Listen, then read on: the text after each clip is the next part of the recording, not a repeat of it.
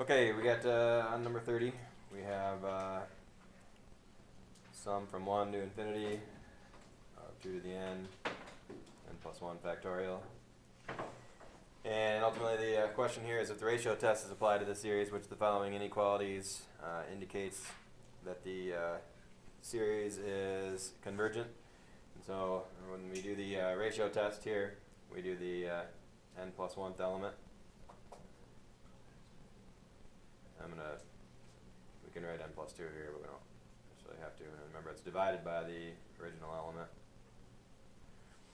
Alright, and so in terms of cancellations, we know that that whole thing will cancel out with that, so we'd have a 2 on top for sure. And then in terms of the factorials here, if we have n plus 1 and n plus 2, those are, the number inside there is only one bigger than the other. True? So ultimately, if I were to write this out in expanded form, it'd be n plus 2 times n plus 1 times n minus 1, and so on. Alright, and so ultimately the n plus 1s would all be gone along with the factorial, if you will, so we'd end up with n plus 2, if you will. So that would be the resulting ratio if we reduce that fraction. And keep in mind that we want to take the limit as n approaches infinity here. And if we let n approach infinity here, we know that that limit would be 2 over infinity, which would be 0. And so with that, if you look at the choices that we have there, looks like 1 is the right ratio, isn't it? And the fact that it's less than 1. So therefore it should be letter A. And again, it's a BC problem. Ratio test. Infinite series.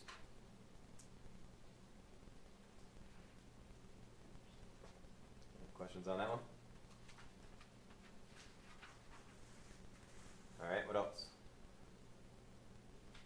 Jake? 33. On 33, we have a function that is given by an integral. Tells us that f of x is equal to the integral from 0 to x of cosine radical t dt. And x greater than 0 is the domain here. And ultimately it says which of the following is a Taylor series for f about the point x equals 0. So remember, ultimately, if we're going to create a Taylor series here, we need to first have f of 0, 0 being the center point. So ultimately, what would f of 0 be here? If I put a 0 into the function, I'd get 0 to 0 in terms of my limits.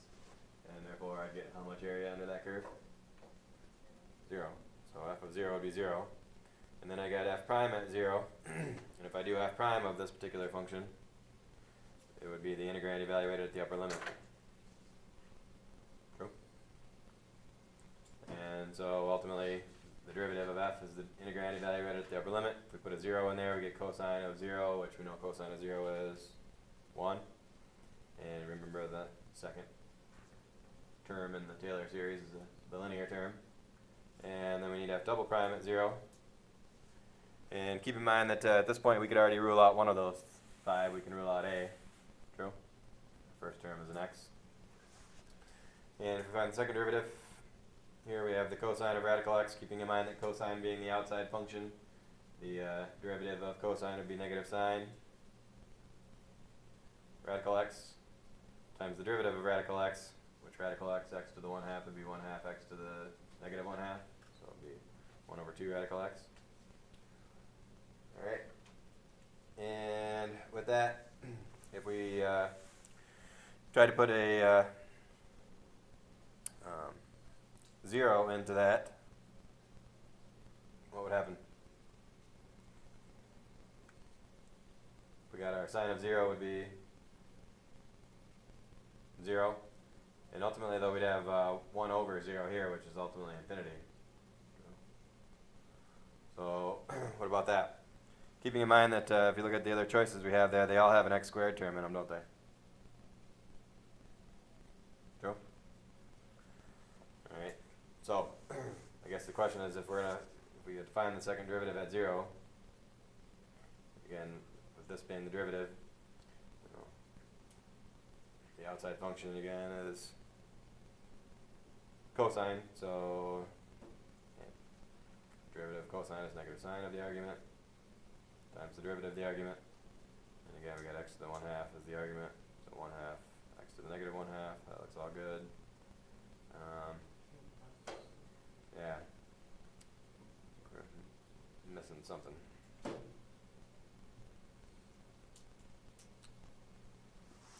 think we have the algebra right here. Anybody see any issues that we missed? And ultimately, we don't want the limit though here, so.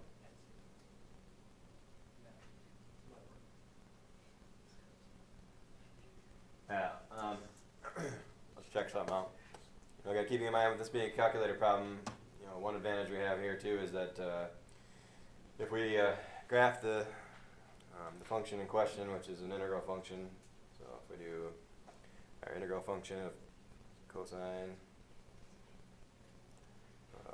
radical x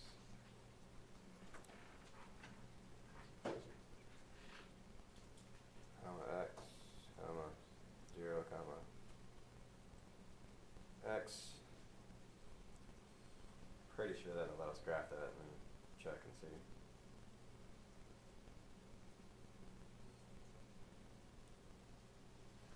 Maybe not.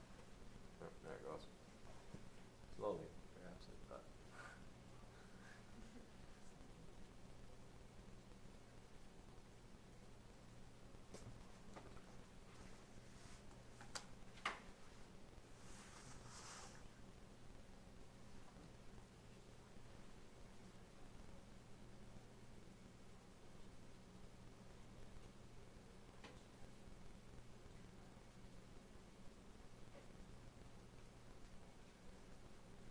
Alright, you got to keep in mind that with the argument here, with our values here, we got our domain being x greater than 0. So we get that curve. We can, we're fairly certain that it's not a because of the fact that the first term should be x. That seems fairly clear, but based on our work that we've done here. The second one, if we look at b, we have x plus x squared over 3 plus x to the 4th over 15 plus x to the 5th over 105. And if we graph that along with our, I'm going to change the window a little bit here and I'll have to wait for a few here.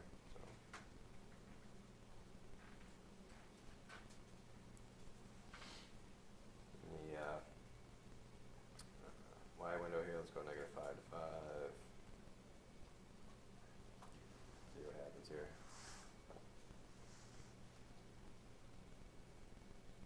A lot of patience on this problem.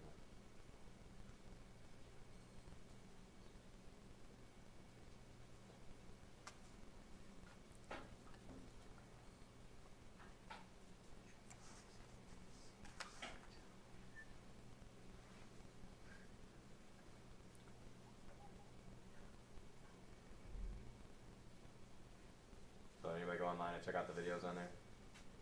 I didn't get that. Wait, did you send us an email? I didn't get it. Let's see, on Friday, we had to I'll scan my spam. sum it up. It hasn't been in my box.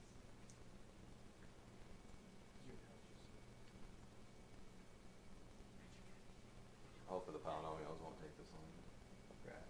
Certainly shouldn't.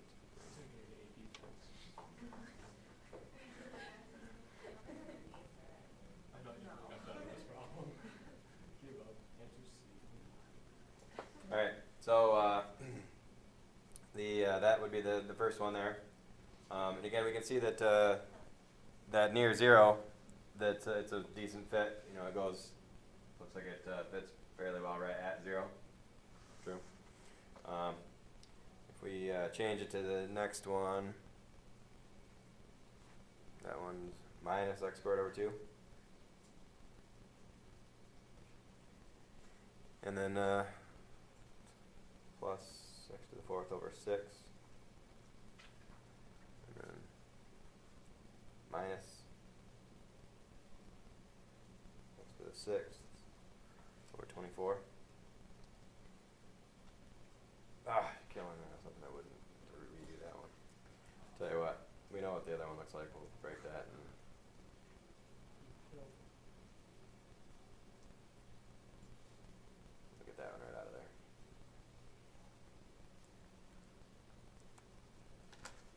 one, again, you know, the round zero looks like it is pretty good.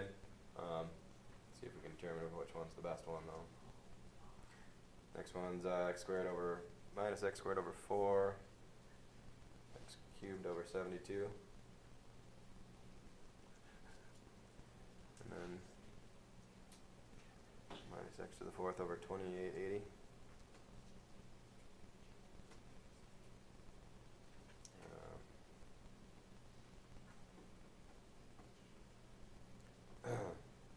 That one looks like the best so far, huh? No, you know, is it the right choice? What is it? What's 33 we're doing? That is the right choice.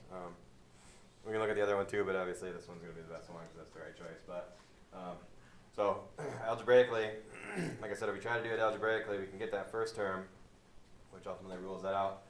Then the question is, what happens when you have this situation when your second derivative is something you can't plug a zero into? How do they get that term? Ultimately, this would not be on the non-calculator part. Our other alternative would be doing exactly what we did and just decide which one of those gives us the best fit for that particular curve. And with 4 terms like that, with the 4 terms that they have, it should fit the curve pretty well. I mean, you know, a couple of them are decent around 0, but then not real good around the rest, if you will. But it should be a pretty good fit with 4 terms. If we only had 1 or 2 terms, then that wouldn't be near as good. But bottom line with 4, it should be pretty good. Okay, questions on that one? Okay, what else? 34, we got, just for the record, that problem was a BC problem, of course. Taylor polynomial problem.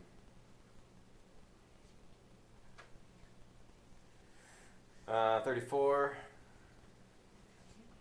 we got a particle moving in the xy plane, so that at any given time it's got, its position is given by parametric equations for sine pi t and 3t minus 1 all squared. Alright, and we ultimately want to know the speed of the particle at a particular time. So keep in mind that this is our position function, if you will, in parametric form. And if we want our velocity function, and I would probably write it as a vector quantity here for v of t, if you will. And the derivative of the x part here is going to be 4 cosine pi t times pi. So 4 pi cosine pi t. Be that derivative of the x part gives us our velocity in the terms of x direction, if you will. And then this one will be 2 times 3t minus 1 times 3. So it would be 6 times 3t minus 1.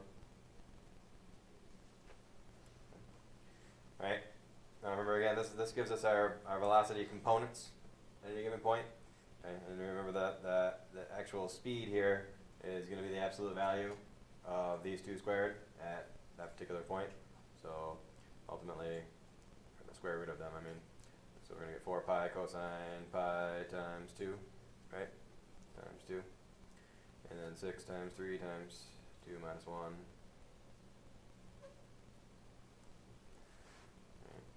Right. Again, we're actually to square those, sorry. And that ultimately gives our speed. So let's see if we can figure out what it is. We got cosine of 2 pi is 1. So 4 pi times 1 all squared would be 16 pi squared for that part. And then this part is going to be 30 squared. 30 squared would be 900. And 16 pi squared, whoops, wrong. 16 pi squared plus 900. Whoops, try it again. And we square root, we get 32.526, which corresponds to the letter D, which is correct.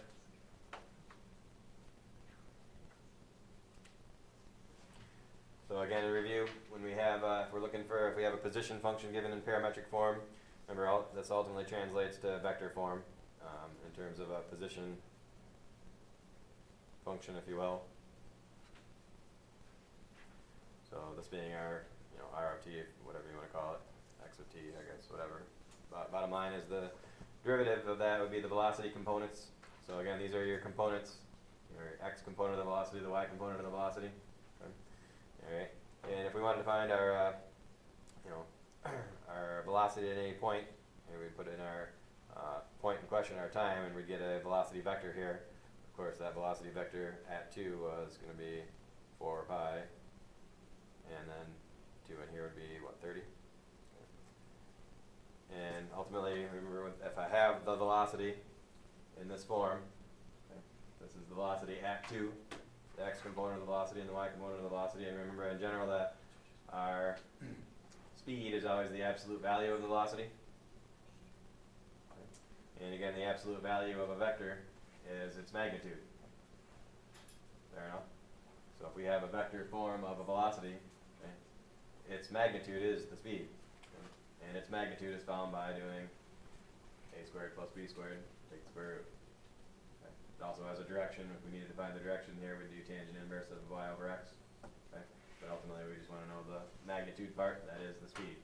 So again, if it's in vector form, if it's a velocity vector, we define the speed, and we just square, add them, take the square root, because that is the magnitude of that vector, which is the speed. Okay. So again, BC problem, chapter 11, we got parametric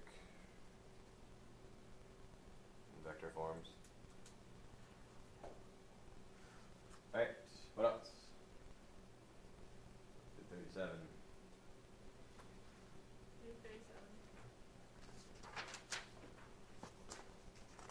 37. Got a table with a bunch of values here for f prime, f double prime, f triple prime. And the information tells us that we have f is differentiable everywhere. And the table gives us information about the derivatives, etc. And bottom line here is we would want to know which of the following best approximates f of 2.2. So f of 2.2, keeping in mind that the approximations you can see, hopefully you can recognize by looking at the options here that it's just ultimately a Taylor polynomial that they're evaluating. Okay. And so keeping in mind if we knew the values of f and some derivative values and so on, okay, the Taylor polynomial we could build, because we know that the first one is going to be f of something. And remember, f being our center point here, we have 4 values to choose from ultimately. If we centered it at 0, or if we centered it at 1 or 2 or 3 or whatever. Okay. Bottom line is that we could really, ultimately we could center it anywhere we want to, I guess. Question is which one of those options there is, centered at the correct spot. So if you look at choice A and B, where did they centered it at 0, because this would have to be f of 0 then, wouldn't it, for their first term?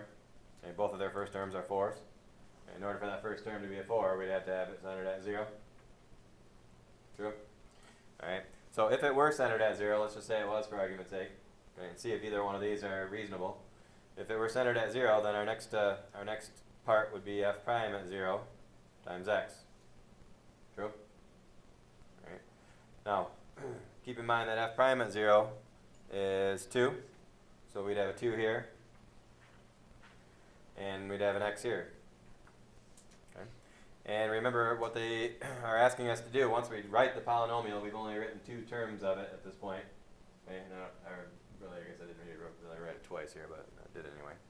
But bottom line is, if we were to evaluate it at 2.2, that's what we want. True? So what did they do? What did they put in for x in part A? They put in 0.2, is that what we want? No, we want, if it's centered at 0, we want to put in 2.2. So ultimately, what about letter B? Is B valid or not? So far reasonable, we'd put a 2.2 in here if this was the one, would we? And let's do another term here. If we had f prime, double prime that is, at 0. F double prime at 0 is 1. So we'd have plus 1. We'd have x squared over 2 factorial, just x squared over 2. And keeping in mind we'd put a 2.2 in here to evaluate. True? So if we put a 2.2 in here, we'd get 2.2 squared times a half. And how's that compare to part B? Looks good, huh? All right, and then the next part, if we put in our f triple prime, to make that fourth term, we would have f triple prime is 0.5. We'd have x cubed over 6. And then if we put a 2.2 in there, how does that compare to our letter B?